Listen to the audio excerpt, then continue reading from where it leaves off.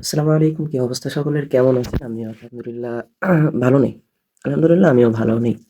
এর কারণ হচ্ছে যে দেখেন, দেখতে, দেখতে কিন্তু হাদি ভাই মরার অনেক দিন হয়ে গেল।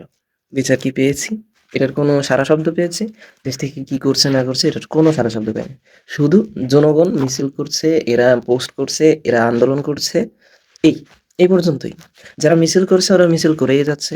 এই যে কনকনে শীতের মধ্যে অতিরিক্ত ঠান্ডা, এর মধ্যে বাইরে বেরোই মানে সকালে ঘর থেকে বেরোইতেই আমাদের গা কাঁপাকাঁপি শুরু হয়ে যাচ্ছে। এর মধ্যে যারা রাস্তায় নেমে আছে শাহবাগের মধ্যে যে ভাই বোনেরা এখনো এই শীতের মধ্যে মিছিল করছে, এদের দিকে কেউ তাকাচ্ছে না। তো এই জিনিসটা কিন্তু মানার মতো না। ইতিপূর্বে আমরা কারোর বিচার পাইনি। আবরার ফাহাদ ভাই বলেন, তারপরে এই যে অনেকরেই মারা হয়েছে, কারোর বিচার আমরা পাইনি। এই বিচারটা পাবো বলে মনে হয় না।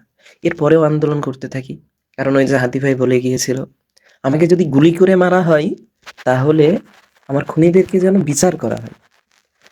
তো হাদি ভাই কি এতই খারাপ ছিল যে তার মারা যাওয়ার পরেও এখনো দেশের উপদেষ্টা যারা আছে, যে কুলাঙ্গার গুলা, যাদেরকে ভালো মনে করে আমাদের বড় ভাইয়েরা জুলাইয়ের পরে তাদেরকে চেয়ার দিয়েছিল, আগস্ট মাসে, আগস্টের পরে যাদেরকে চেয়ার দিয়েছিল তারা সেই চেয়ারটারে কিসে কাজে লাগালো দেখছেন?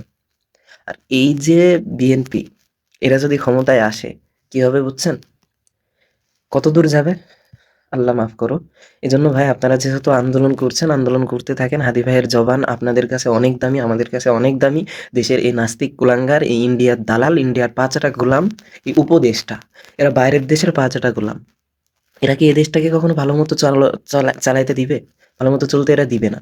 এই জন্য আপনারা করছেন, দোয়া করি আপনাদের উপর থেকে সর্বরকম বিপদ আপদ আল্লাহ তাআলা উঠায় নিক, এবং সামনে যাতে আমরা হাদি ভাইয়ের বিচার ইনশাল্লাহ করতে পারি, বা এই পরিবেশ তৈরি করে এরপরে আপনারা উঠে আসবেন।